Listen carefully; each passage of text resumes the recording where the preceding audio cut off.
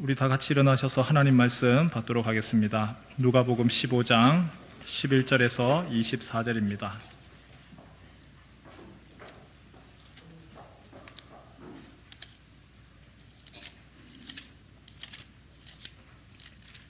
누가복음 15장 11절에서 24절입니다. 또 이르시되 어떤 사람에게 두 아들이 있는데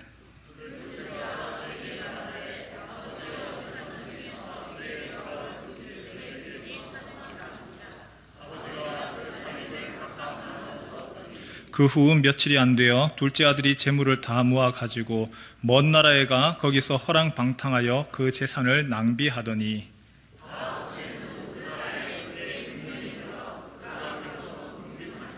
가서 그 나라 백성 중 한 사람에게 붙여 사니 그가 그를 들로 보내어 돼지를 치게 하였는데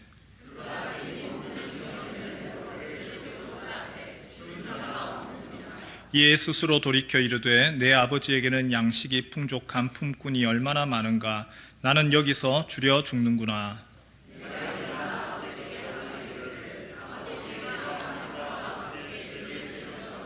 지금부터는 아버지의 아들이라 일컬음을 감당하지 못하겠나이다. 나를 품꾼의 하나로 보소서 하리라 하고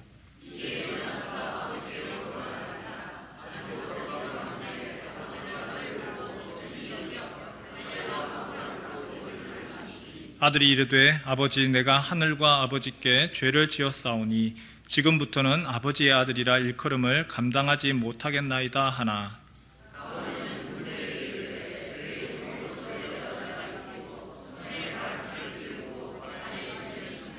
그리고 살찐 송아지를 끌어다가 잡으라 우리가 먹고 즐기자. 이 내 아들은 죽었다가 다시 살아났으며 내가 잃었다가 다시 얻었노라 하니 그들이 즐거워하더라. 아멘. 여러분, 우리가 사용하는 종종 동전의 양면이다라는 말을 사용을 합니다. 여러분, 동전의 양면이 무슨 말입니까? 두 개가 다른 것 같은데 사실은 본질적으로 가만히 살펴보면 하나다라는 것이죠. 완전히 달라서 서로 반대되는 것처럼 보이지만 가만히 살펴보면 본질적으로 하나인 걸, 그것을 동전의 양면이다, 그 양면성 하나더라. 어떤 분들 어른들께서는 그 온나무에 그 옷이 독이 올라서 고생한 경험들이 있으실 겁니다. 산에 갔는데 온나무 때문에 이게 두드러기 일어나기도 하고 가렵기도 하고 종기가 나서 나는 옷 때문에 참 고생했습니다 하시는 분들이 계실 거예요.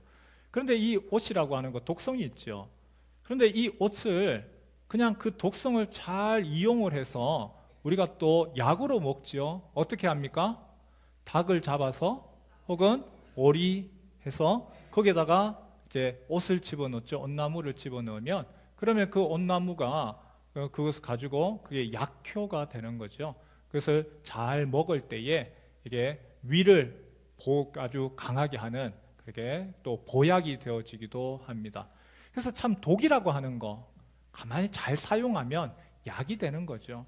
여러분, 그런 사례가 온나무만 있는 것이 아니죠.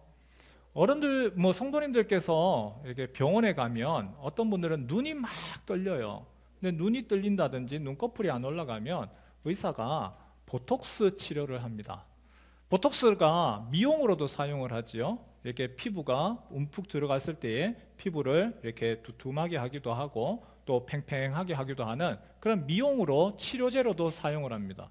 근데 이 보톡스가 사실은 굉장히 위험한 독성 물질입니다.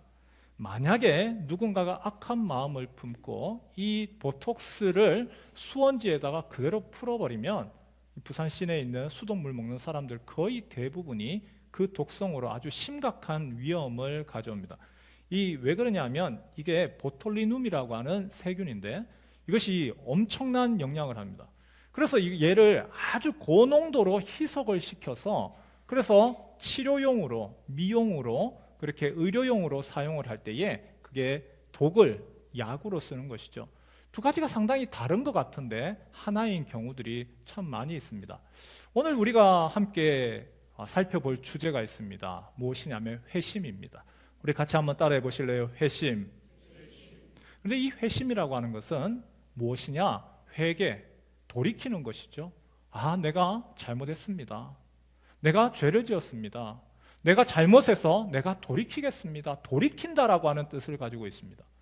그런데 또한 이것은요, 믿음이라고 하는 것도 가지고 있어요. 여러분, 돌이킨다라고 하는 거, 회개하고 믿음은 다른 것 같죠. 그런데 이 두 가지가 동전의 양면처럼 하나입니다. 믿음, 내가 주님만을 따르겠습니다. 하나님께로 달려나가겠습니다. 그런데 이것이 회개와 믿음이 함께 조화를 이루는 것, 그것이 회심인 거죠. 누가복음 오늘 성경 말씀 잘 아는 이야기입니다. 중고등부에서도 우리 어릴 적에 참 연극으로 많이 했죠. 둘째 아들이 있었습니다. 첫째 아들은 그래도 순한데 둘째 아들은 개망난입니다.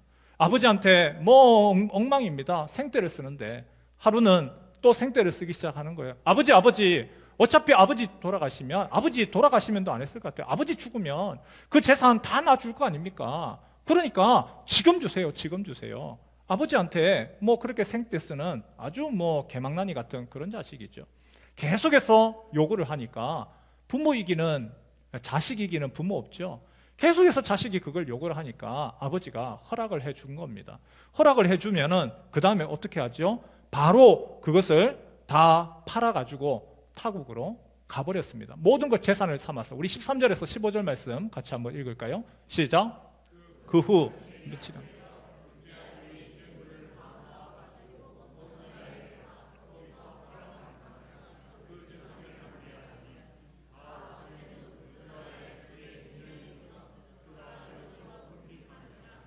가서 그 나라 백성 중 한 사람에게 붙여 사니 그가 그를 들로 보내어 돼지를 치게 하였는데, 우리가 중고등부 때 연극할 때에 이 아들이 타국에 갔습니다. 타국에 갔으니까 거기서 허랑방탕하여 요 단어 가지고 뭐 여러 가지 뭐 부어라 마셔라 뭐 카드 놀이하고 이런 거 참 표현 많이 했죠. 어쨌거나 돈 다 썼습니다. 여러분, 한국에 있는 것이 아니고 해외에 나갔다는 얘기예요. 지금 이 아들이 다른 곳에 갔다는 얘기입니다. 다른 나라에. 아버지가 나는 싫어. 나는 아버지 밑에 있기 싫어. 그래서 다른 나라로 가버렸습니다. 근데 문제는 뭐냐 하면 돈이 있을 땐 좋았죠. 돈이 없어요. 돈이 다 떨어졌습니다. 그랬더니 어느 누구도 도와주는 사람은 없죠. 외국인인데 돈 있으니까 그나마 너에 대해서 좋다 이렇게 했는데 아무것도 가진 것이 없습니다. 그러니까 이 사람이 어떻게 하죠? 누군가에게 빌붙어 있다가 결국은 어디까지 갑니까? 돼지 치는 일까지 합니다. 여러분, 유대인의 사상을 잠깐 볼까요? 유대인들은요, 율법이라고 하는 것이 있습니다. 그 율법 안에서 돼지라고 하는 것은 정결한 음식이 아니에요. 아주 부정한 동물입니다. 부정한 동물 돼지를 칩니다. 여러분, 돼지를 친다. 그리고 그 밑에 보니까 그 다음 뭐라고 됐죠? 돼지가 먹는 배가 고파서 돼지가 먹는 쥐염 열매를 먹더라. 여러분, 이게 말이 되나요? 개가 먹는 그 개밥그릇 먹더라. 개 음식 먹더라. 그 얘기. 지금 돼지 가장 부정한 동물인데 그 부정한 동물이 먹는 그 음식까지도 먹어야 되는 상태. 지금 이 둘째 아들의 상태가 지금 어떻다는 거죠? 지금 굉장히 비참하다는 겁니다. 아주 비참하고 심각한 상태에 있습니다. 그럴 때에 이제서야 요즘 말로 얘기하면 현타가 온 거죠. 내가 왜 이러고 있나? 내가 왜 이러고 있지? 아니, 내가 우리 아버지 집에서는 나는 이런 취급 당해본 적이 없어. 우리 아버지 집에는 종이라 할지라도 이런 돼지 치고 그 다음에 돼지 먹는 거 이렇게 먹는 것은 없어. 첫 번째, 자각을 합니다. 내가 왜 이러고 있지? 자기 자신에 대해서. 그리고 가만히 생각해 보니까 내가 아버지한테 죄를 지은 게 너무 많아. 내가 아버지 앞에 해서는 안 되는 짓을 했어. 가슴이 막 미어옵니다. 그제서야 깨닫는 것이죠. 철이 드는 것이죠. 그러면서 후회가 됩니다. 내가 왜 그랬지? 안 그랬으면 좋았을 것을. 그리고 그가 후회하면서 그 다음에 하는 것이 있습니다. 내가 여기 있을 것이 아니야. 내가 여기 있을 것이 아니라 내 아버지 집에 내가 돌아갈래. 내가 여기서 돼지 치는 것 하지 말고 아버지 집에 돌아가야지. 일어나서 가야 되겠다 결심하는 것이죠. 여러분, 회개가 무엇일까요? 회개는요, 죄로부터 내가 죄의 상황에 내가 더 이상 거기에 있기 싫어. 내가 일어나서 내가 그것을 이제는 알고 내가 잘못했구나. 내가 죄인이구나. 내가 참 이게 부끄럽네. 그리고 자신의 감정적으로 슬퍼하고 통회하고 그리고는 이제는 돌아가야지. 이제는 내가 더 이상 여기 있기 싫어. 그 의지적인 결단을 가지는 것, 이것이 회개입니다.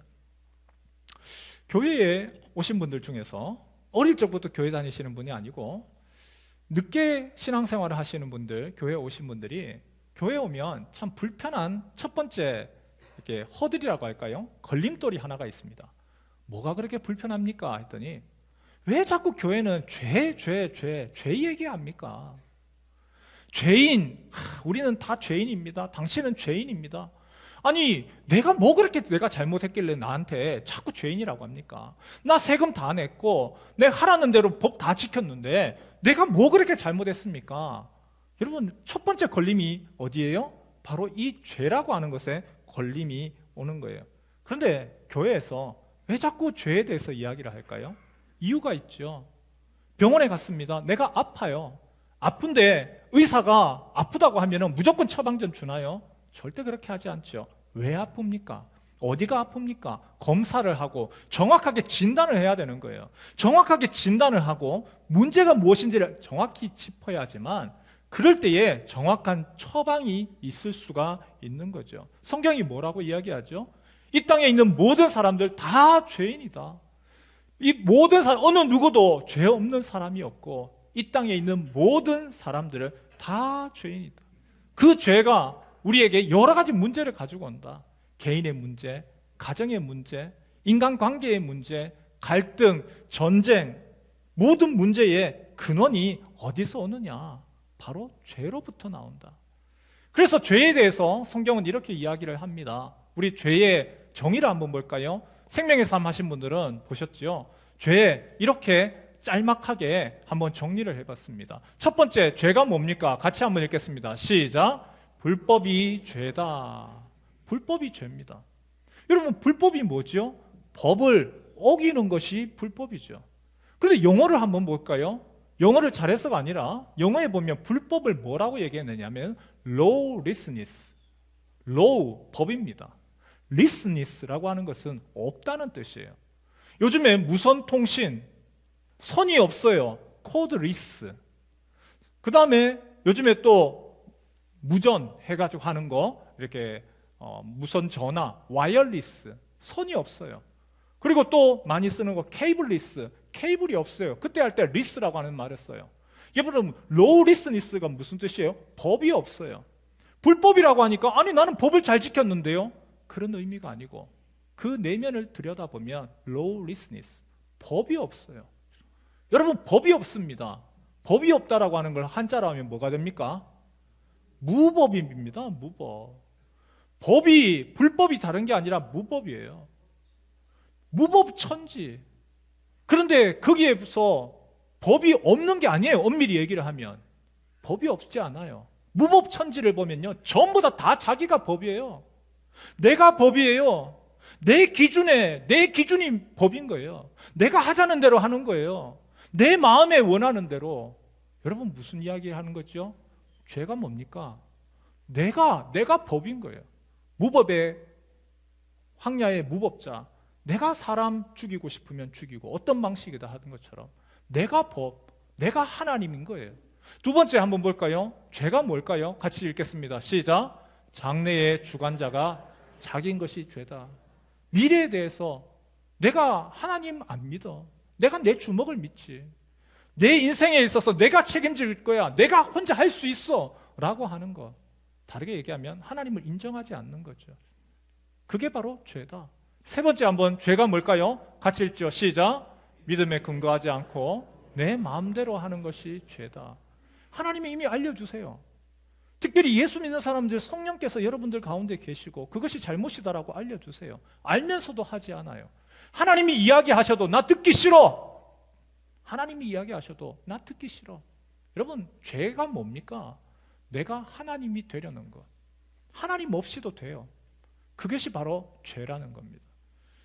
여러분, 죽음의 문제, 테러, 전쟁, 갈등, 미움, 모든 것이 어디로부터 왔습니까? 죄로부터 왔어요. 모든 문제가 죄로부터 왔어요. 그래서 성경이 뭐라고 이야기하느냐? 모든 인간 태어나면서부터 죄가 있다. 모든 사람이 죄가 없는 사람이 없다. 그 근원적인 죄, 특별히 이 땅에 있는 모든 사람, 저뿐만이 아니라 여기 계신 모든 이들이 가지고 있는 그 죄의 근원이 있다. 그것을 무엇이라고 하느냐? 앞에 띄워주실래요? 원죄라고 합니다. 원죄. 원죄가 뭡니까? 그렇게 많이 들었던 이야기죠. 원죄가 뭐죠? 오리지널 신. 근원적인 죄. 근원적인 죄. 하나님이 아담과 하와에게 너 동산 중앙에 있는 거 그거 먹지 마라. 그거 먹으면 너 죽는다. 이야기했지만 뱀이 이야기합니다. 아니야. 너 그거 먹는 순간 내 눈이 밝아져서 네가 하나님처럼 돼. 하나님처럼. 근원적인 죄가 뭐예요? 네가 하나님처럼 된다는 거예요.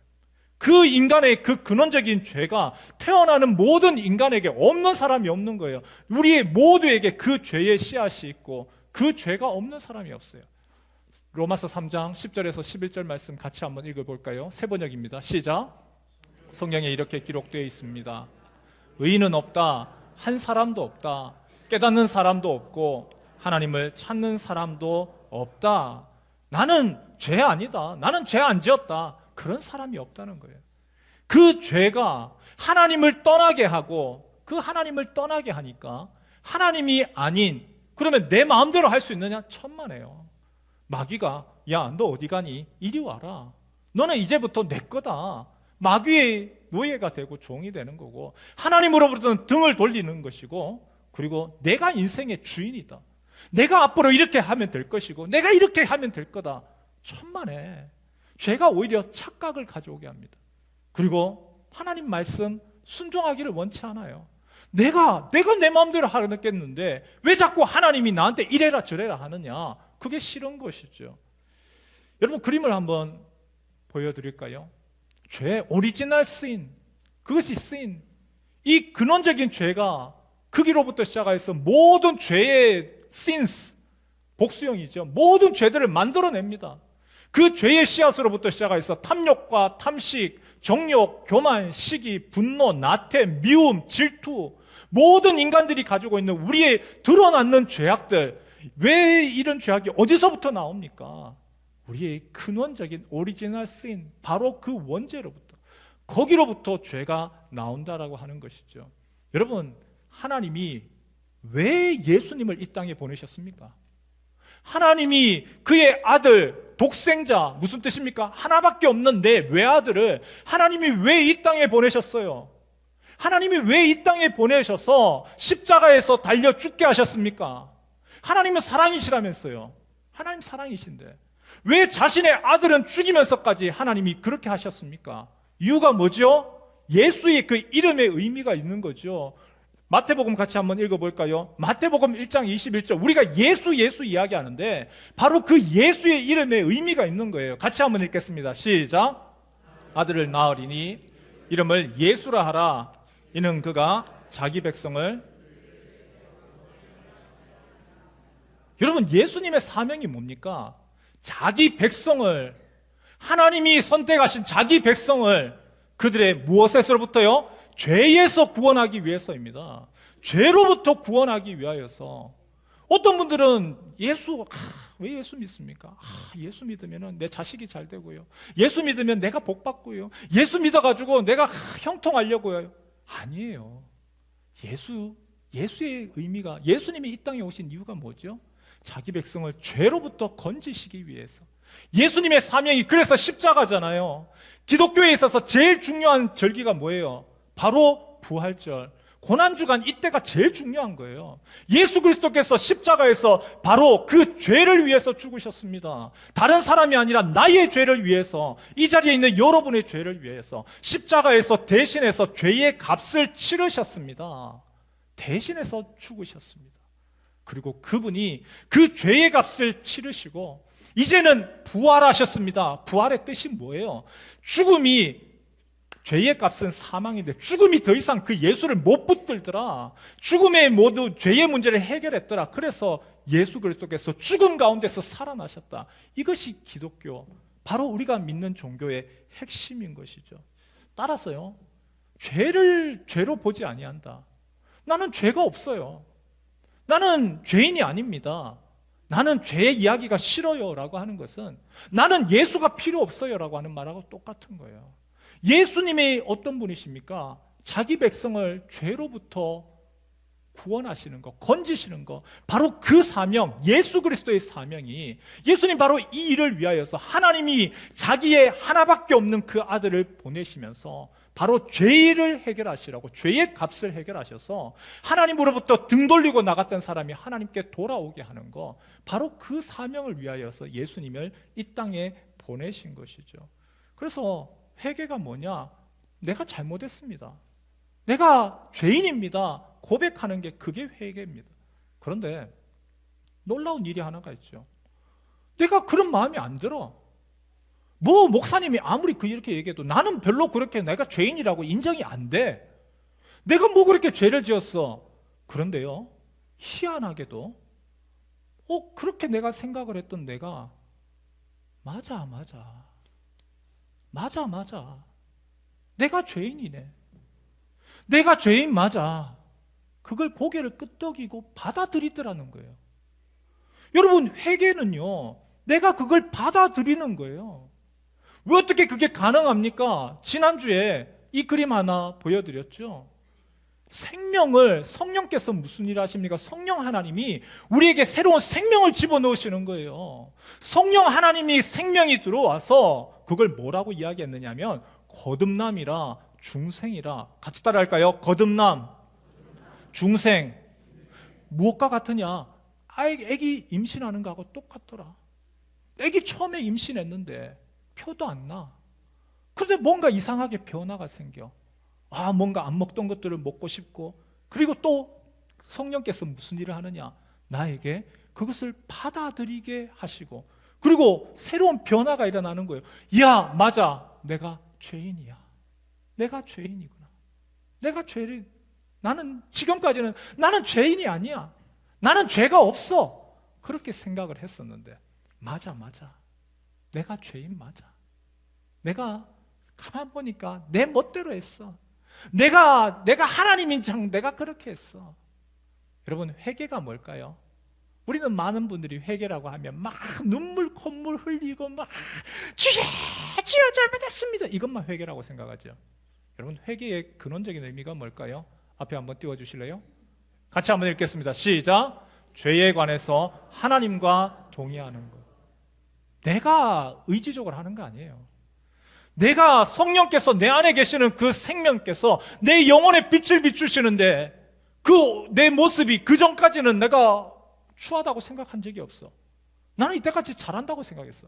근데 성령께서 조명하시고 빛을 비추시는데 맞아 내가 죄인이네, 내가 잘못했네. 그 속에서 자각하고, 그 속에서 애통해하고, 내가 지금까지 잘못했는데 내가 모르고 있었어.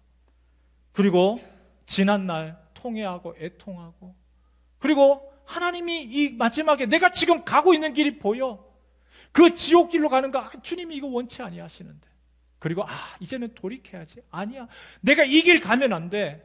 그 마음 가운데서 돌이키고 싶어. 그 마음의 변화를 일으켜내는 것이죠. 그래서 회개를 뭐라고 이야기를 했느냐? 회개는요, 천국으로 들어가는 첫 번째 관문이다 이야기를 했어요. 회개 뭐라고요? 천국으로 들어가는 첫 번째 관문입니다. 다시 한 번 더 할까요? 시작. 회개는 천국으로 들어가는 첫 번째 관문입니다. 돌이키는 거예요. 가던 길로 돌이키는 거예요. 예수님이 마태복음 3장 2절에 이렇게 이야기하셨죠. 회개하라. 천국이 어떻게 된다고요? 가까이 왔느니라. 천국이 가까이 오는데 하나님이 함께 하시기 위하여서 첫 번째가 무엇입니까? 회개해라. 회개 너무 중요한 것이죠. 회개해라. 그리고 돌이켜라. 문제는요, 돌이키는 것이 내 마음대로 그렇게 돌이키는 거. 내가 이제는 돌아가야지. 잘못된 길로 왔네. 내가 돌이켜야지. 근데 돌이키는 마음이 있어요. 돌아섰어요. 짠! 그리고 가요. 근데 갈 수가 없는 거예요. 여러분, 이번에 산불이 너무너무 크게 났죠. 영상 보셨을 겁니다. 사람들이 깜짝 놀랐어요. 아니, 산불 난다고 해가지고 그거 못 지나가? 우리 그렇게 생각을 했어요. 그런데 산불이 급순간에 갑자기 화염이 7m, 10m 올라가면 자동차 지나갈 수 있어요? 못 가요. 갈 수가 없어. 내 혼자서는 갈 수가 없어요. 지금 내가 지옥길로 향하여서 계속해서 가는데 내가 돌이켜야지 그 마음 가지고 돌아섰어요. 그러나 이 길을 가만 보니까 지옥길이야. 이 길을 내가 어떻게 가냐고요. 내 힘으로는 못 가는 거예요. 내 힘으로 갈 수 있는 게 아니에요. 믿음이 무엇이냐? 바로 내 길로, 내 힘으로 가는 것이 아니라 예수님이 내가 너를 업어줄게. 네가 가는 거 아니야. 이건 내 힘으로 갈 수 있는 게 아니야. 내가 너를 대신 업어줄게. 내가 믿습니다가 아닙니다. 내가 업어줄게입니다. 기대라. 프랑스의 고개사입니다. 샤롤 블롱댕이라고 하는 분이 뉴욕타임즈에 광고를 냈습니다. 이름이 위대한 도전이었어요. 위대한 도전. 뭐라고 광고를 냈느냐? 이렇게 했어요. 장대를 들고 나야가라 폭포의 외줄타기에 도전합니다. 보고 싶은 분은 구경하러 오세요. 여러분이 얼마나 대단합니까? 나야가라 폭포 가보셨습니까? 저는 못 가봤습니다. 어마어마하더라고요. 방송에서 보니까. 그런데 아무리 가깝다고 한들 그게 몇백 메타 되지 않겠어요? 그리고 바람도 치지요. 그리고 그 물살 그 밑에 보면은 완전히 낭떠러지인데 장대 하나 달랑 들고 그 나야가라 폭포를 건너가겠다는 거예요. 사람들이 모였습니다. 그가 그 위대한 도전을 하는 날에 사람들이 막 환호를 합니다. 블롱댕 당신은 할 수 있습니다. 당신을 응원합니다. 그리고는 그 응원에 힘입어서 드디어 장대를 딱 들고 이제 건너기 시작을 합니다. 끝까지 가서 그리고 다시 방향을 돌려서 블롱댕이 드디어 그 도전을 마쳤습니다. 사람들이 어떻게 했을 것 같습니까? 이야! 환호를 하면서 당신 대단하다 칭송을 했습니다. 블롱댕이 그를 환호하는 사람들에게 자 여러분 제가 이번에는 하나 더 새로운 도전을 하려고 합니다. 이번에는 제가 외발 자전거 이 외발 자전거를 타고 내가 이 나야가라 폭포를 지나가려고 합니다. 여러분들 생각에는 어떻습니까? 제가 이거 할 수 있다고 생각하십니까? 사람들이 예! 당신이라면 할 수 있습니다. 환호를 했습니다. 블롱댕이 외발 자전거 정말 하나 있는 거 안장만 있는 거 그것만 하나를 두고 그 나야가라 폭포를 정말 왔다 섰어요. 어떻게 됐을까요? 환호를 합니다. 이야 대단합니다. 당신 같은 사람이 없습니다. 정말 대단합니다. 환호를 했습니다. 블롱댕이 그 얘기를 환호하는 사람들을 향해서 또 얘기했습니다. 제가 이번에는 저 혼자 건너는 것이 아니고 이 나야가라 폭포를 한 사람을 등에 업고 내가 이걸 건너려고 합니다. 여러분들 생각에는 내가 이거 할 수 있다고 생각하십니까? 많은 사람들이 그럼요 당신이라면 할 수 있습니다. 블롱댕 당신이라면 할 수 있습니다. 막 환호를 했습니다. 그 환호에 그 사람이 얘기했습니다. 그러면 이 자리에 혹시라도 내 등에 업혀서 나와 함께 이 나야가라 폭포를 지나가실 분, 자원하실 분이 있습니까? 조용한 거예요. 아무도. 그런데 아무도 지원하지 아니하는 그때에 한 사람이 손을 듭니다. 내가 하겠습니다. 그 사람이 누구냐? 바로 해리 콜커드, 블롱댕의 매니저였습니다. 블롱댕의 매니저. 이 사람은요 블롱댕을 옆에서 지켜봤어요. 연습하는 것을 봤습니다. 그가 어떤 일을 했는지를 이미 보았고 그리고 그와 깊은 신뢰 관계가 있었습니다. 내가 하겠습니다. 그리고 그 블롱댕이 이 매니저를 업고 나야가라 폭포를 왔다 가는데 성공을 했습니다. 여러분 믿음이 뭐죠? 아는 것이 믿음입니까? 당신이 그 길을 건널 수 있다는 건 나는 믿습니다. 그건 믿음이 아니에요. 예수님 뭐라고 이야기하시죠? 귀신들도 아느니라. 귀신들도 안다. 믿음이란 무엇이죠? 믿음이라고 하는요 그렇게 하실 것을 내가 신뢰합니다. 내가 믿고 의지합니다. 내가 의탁합니다. 여러분 믿음 우리 같이 한번 읽겠습니다. 시작. 예수님이 하나님의 아들이라는 것을 믿고 그 이름을 힘입어 생명을 얻는 것입니다. 여러분 믿음이 뭐죠? 심플하게 얘기할까요? 예수님이 여러분에게 이렇게 이야기하세요. 자, 업혀라. 여러분이 해야 될 것이 있습니까? 여러분이 해야 될 것 없으세요? 뭐라고 하죠?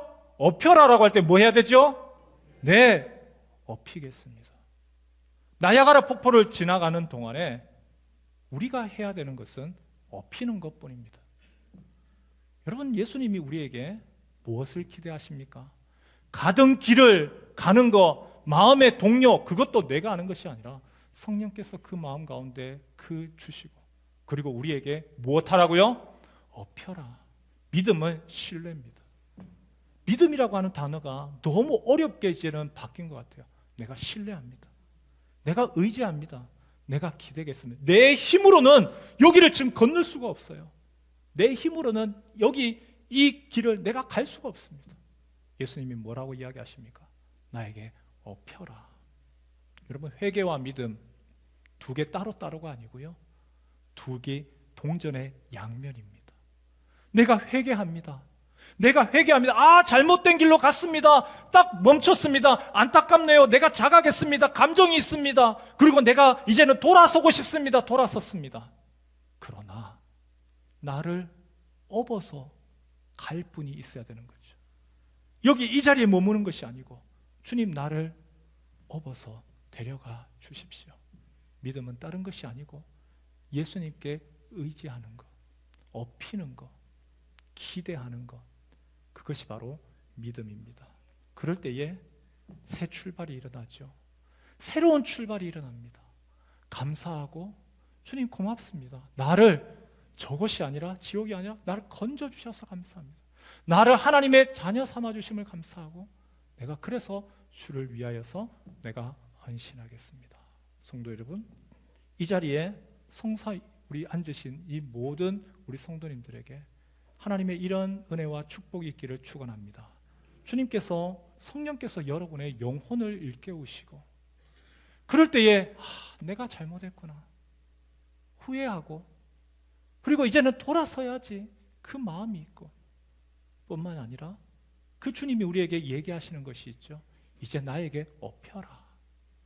내가 네 업고 갈게.